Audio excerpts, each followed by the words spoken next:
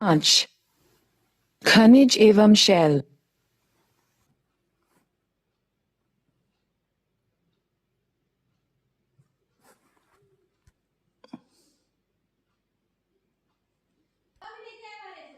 पृथ्वी विभिन्न तत्वों से बनी हुई है।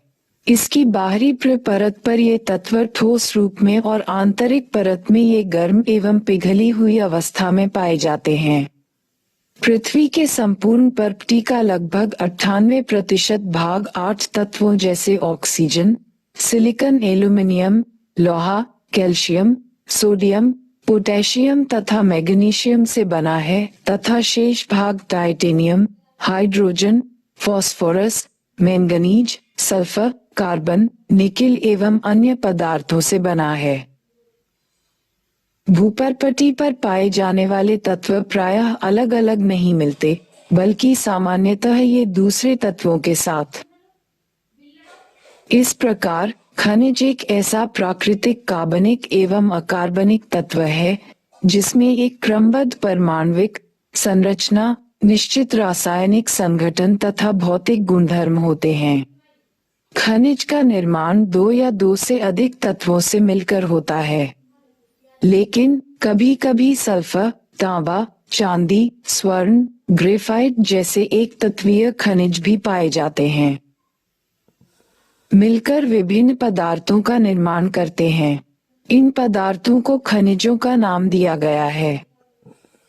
यद्यपि स्थलमंडल का निर्माण करने वाले तत्वों की संख्या अत्यंत कम है, लेकिन आपस में उनका संयोजन विभिन्न तरीकों से होता है, जिससे खनिजों की अनेक किस्में बनती हैं। भूपर्पटी पर कम से कम 2000 प्रकार के खनिजों को पहचाना गया है और उनको नाम दिया गया है, लेकिन इनमें से सामान्यतः उपलब्ध लगभग सभी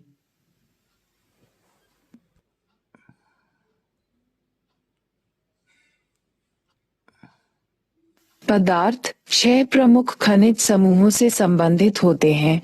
नको शैलों का निर्माण करने वाले प्रमुख खनिज माना है।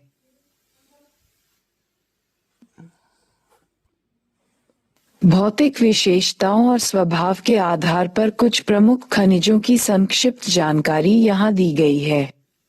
भौतिक विशेषताएं। I.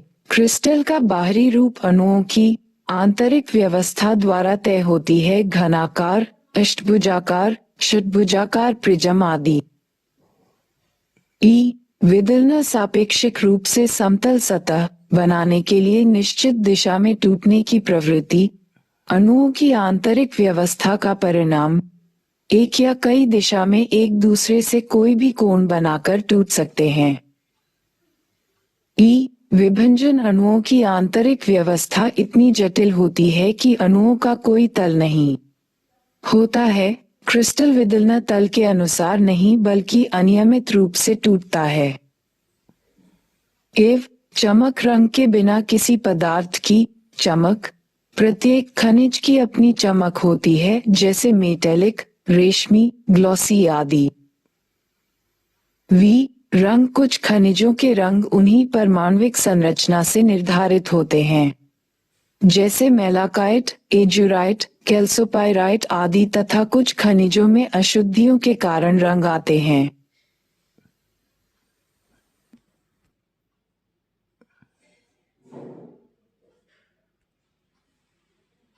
उदाहरण के लिए अशुद्धियों के कारण क्वार्ट्ज का रंग श्वेत, हरा, लाल या पीला हो सकता है।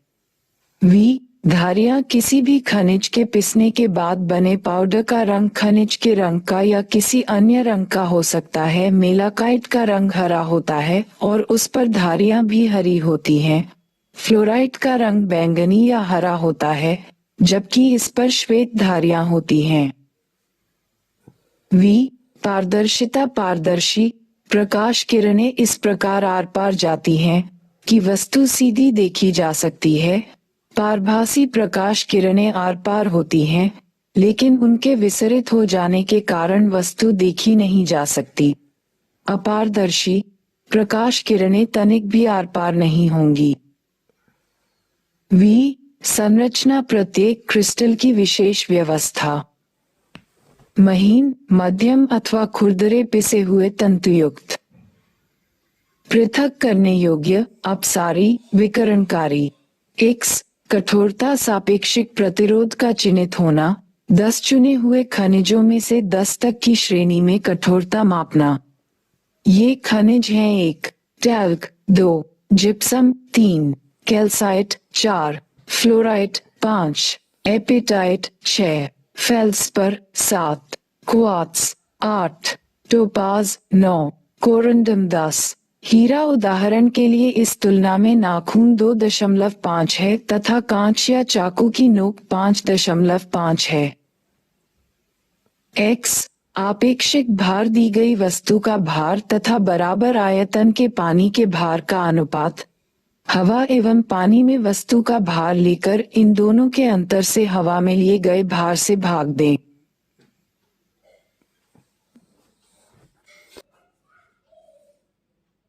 पृथ्वी के आंतरिक भाग में पाया जाने वाला मैग्मा ही सभी खनिजों का मूल स्रोत है। इस मैग्मा के ठंडे होने पर खनिजों के क्रिस्टल बनने लगते हैं और इस प्रक्रिया में जैसे जैसे मैग्मा ठंडा होकर ठोस शैल बनता है, खनिजों की क्रमबद्ध श्रृंखला का निर्माण होने लगता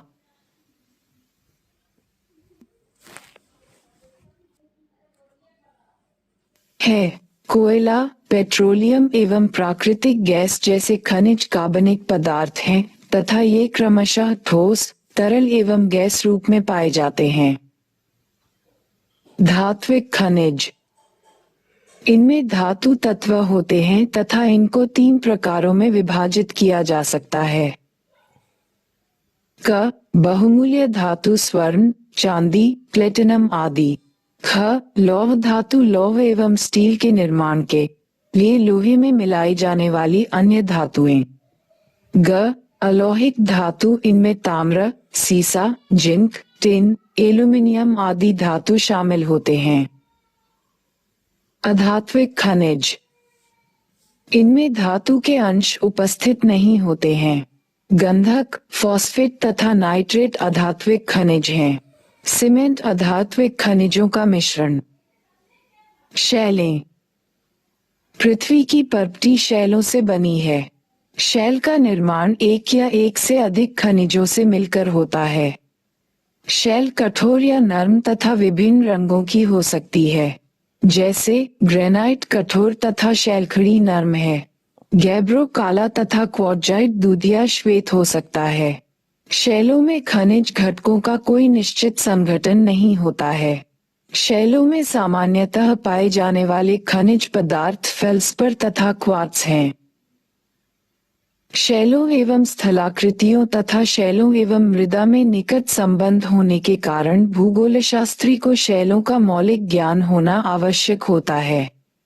शैलों के विभिन्न प्रकार हैं, जिनको उनकी निर्माण पद्धति के आधार पर 3 समूहों में विभाजित किया गया है। आग्नेय शैल मैग्मा तथा लावा से घनीभूत।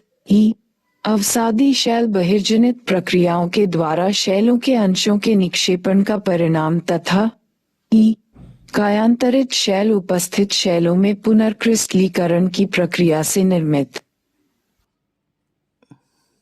पेट्रोलॉजी शैलों का विज्ञान है। एक पेट्रोशास्त्री शैलों के विभिन्न स्वरूपों का अध्ययन करता है, जैसे खनिज की संरचना, बनावट, गठन, स्रोत, प्राप्ति स्थान, परिवर्तन एवं दूसरी शैलों के साथ संबंध। आग्नेय शैल, चूंकि आग्नेय शैलों का निर्माण पृथ्वी के आंतरिक भाग के मैग्मा एवं लावा से होता है, अतः इनको प्राथमिक शैलें भी कहते हैं। मैग्मा के ठंडे होकर घनीभूत हो जाने पर आग्नेय शैलों का निर्माण होता है। इग्नियस लैटिन भाषा के इग्निस शब्द से बना है, जिसका अर्थ अग्नि होता है। मैग्मा के विषय में तो आप पहले से ही जानते हैं। जब अपनी ऊपरगामी गति में मैग्मा ठंडा होकर ठोस बन जाता है, तो ये आग्नेय शैल कहलाता है। ठंडा तथा ठोस बनने की यह प्रक्रिया पृथ्वी की पर्पटी या पृथ्वी की सतह पर हो सकती है। आग्नेय शैलों का वर्गीकरण इनकी बनावट के आधार पर किया गया है।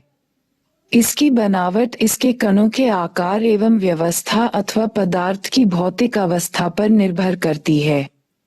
यदि पिघले हुए पदार्थ धीरे धीरे गहराई तक ठंडे होते हैं, तो खनिज के कण पर्याप्त बड़े हो सकते हैं। सतह पर हुई आकस्मिक शीतलता के कारण छोटे एवं चिकने कण बनते हैं। शीतलता की मध्यम परिस्थितियां होने पर आग्नेय शैल को बनाने वाले कण मध्यम आकार के हो सकते हैं। ग्रेनाइट, गैब्रो, पेगमेटाइट, बेसल्ट, ज्वालामुखीय ब्रेशिया तथा टफ आग्नेय शैलों के कुछ उदाहरण हैं। अवसादी शैल। अवसादी अर्थात सेडिमेंटरी शब्द की व्युत्पत्ति लैटिन भाषा के शब्द सेडिमेंट्स से हुई है, जिसका अर्थ है व्यवस्थित होना।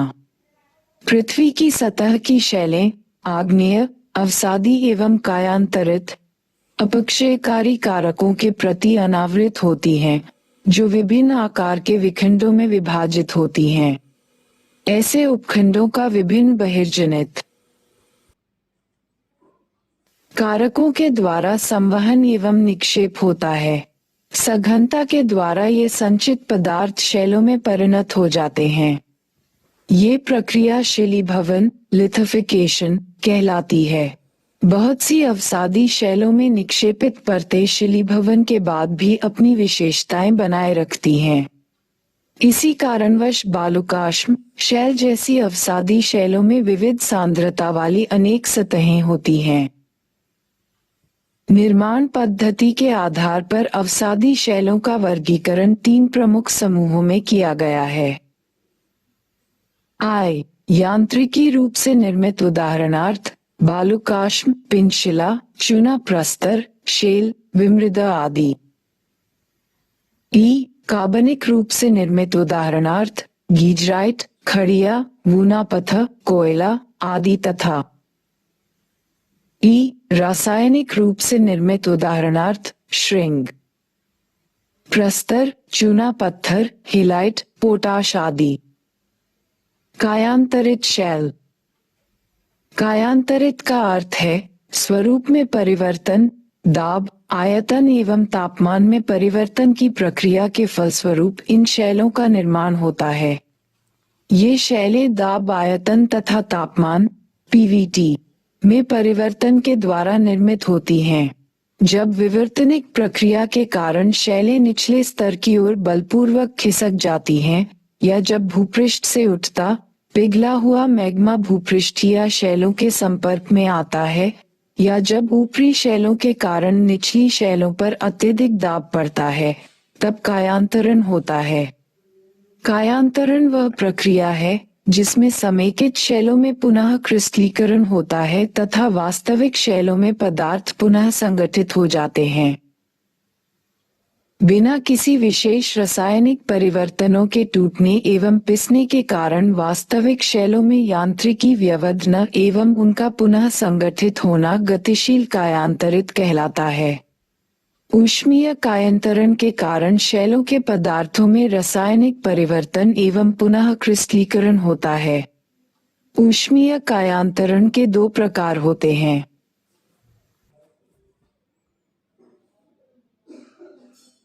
संपर्क कायांतरण एवं प्रादेशिक कायांतरण। संपर्क रूपांतरण में शैलें गर्म, ऊपर आते हुए मैग्मा एवं लावा के संपर्क में आती हैं, तथा उच्च तापमान में शैल के पदार्थों का पुनः क्रिस्टलीकरण होता है। अक्सर शैलों में मैग्मा अथवा लावा के योग से नए पदार्थ उत्पन्न होते हैं। प्रादेशिक कायांतरण में उच्च तापमान अथवा दबाव अथवा इन दोनों के कारण शैलों में विवर्तनिक दबाव के कारण विकृतियां होती हैं, जिससे शैलों में पुनः क्रिस्टलीकरण होता है। कायांतरण की प्रक्रिया में शैलों के कुछ कण या खनिज सतहों या रेखाओं के रूप में व्यवस्थित हो जाते हैं। कायांतरित शैलों में खनिज अथवा कणों की इस व्यवस्था को पत्रण, फोलिएशन या रेखांकन कहते हैं। कभी कभी खनिज या विभिन्न समूहों के कण पतली से मोटी सतह में इस प्रकार व्यवस्थित होते हैं कि वे हल्के एवं गहरे रंगों में दिखाई देते हैं। कायांतरित शैलों में ऐसी संरचनाओं को बैंडिंग कहते हैं तथा बैंडिंग प्रदर्शित करने वाली शैलों को बैंडेड शैलें कहते हैं। कायांतरित होने वाली वास्तविक शैलों पर ही कायांतरित शैलों के प्रकार निर्भर करते हैं। कायांतरित शैलें दो प्रमुख भागों में वर्गीकृत की जा सकती हैं, पत्रित शैल अथवा अपत्रित शैल। पट्टिताश्मीय, ग्रेनाइट, साइनाइट, स्लेट, शिस्ट, संगमरमर, क्वार्ट्ज आदि रूपांतरित शैलों के कुछ उदाहरण हैं। शैली चक्र। शैलें अपने मूल रूप में अधिक समय तक नहीं रहती हैं, बल्कि इनमें परिवर्तन होते रहते हैं।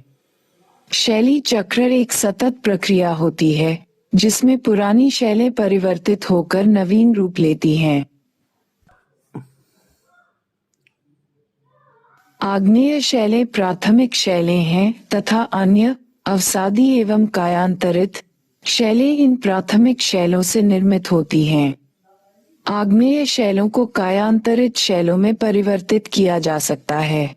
आग्नेय एवं कायांतरित शैलों से प्राप्त अंशों से अवसादी शैलों का निर्माण होता है।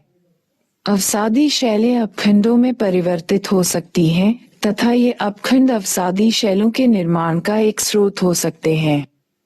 निर्मित भूपृष्ठीय शैलें आग्नेय, कायांतरित एवं अवसादी प्रत्यावर्तन के द्वारा पृथ्वी के आंतरिक भाग में नीचे की ओर जा सकती हैं। भूपृष्ठीय पत्रक के आशिक अथवा पूर्ण भाग संसकरण पत्रक प्लेट कन्वर्जेंस के क्षेत्र में अन्य पत्रक के नीचे चले जाते हैं तथा पृथ्वी के आंतरिक भाग में तापमान बढ़ने के कारण ये ही पिघलकर मैग्मा में परिवर्तित हो जाते हैं, जो आग्नेय शैलों के मूल स्रोत हैं। प्रश्नों के उत्तर लगभग 30 शब्दों में दीजिए। आई शैल से आप क्या समझते हैं? शैल के 3 प्रमुख वर्गों के नाम बताएं। ई आग्नेय शैल क्या है? आग्नेय शैल के निर्माण की पद्धति एवं उनके लक्षण बताएं। ई अवसादी शैल का क्या अर्थ है? अवसादी शैल के निर्माण की पद्धति बताएं। एव शैली चक्र के अनुसार प्रमुख प्रकार की शैलों के मध्य क्या संबंध होता है? निम्नलिखित प्रश्नों के उत्तर लगभग 150 शब्दों में दीजिए। आई खनिज शब्द को परिभाषित करें एवं प्रमुख प्रकार के खनिजों के नाम लिखें। ई भूपृष्ठीय शैलों में प्रमुख प्रकार की शैलों की प्रकृति एवं उनकी उत्पत्ति की पद्धति का वर्णन करें। आप उनमें अंतर स्थापित कैसे करेंगे? ई कायांतरित शैल क्या है? इनके प्रकार एवं निर्माण की पद्धति का वर्णन करें।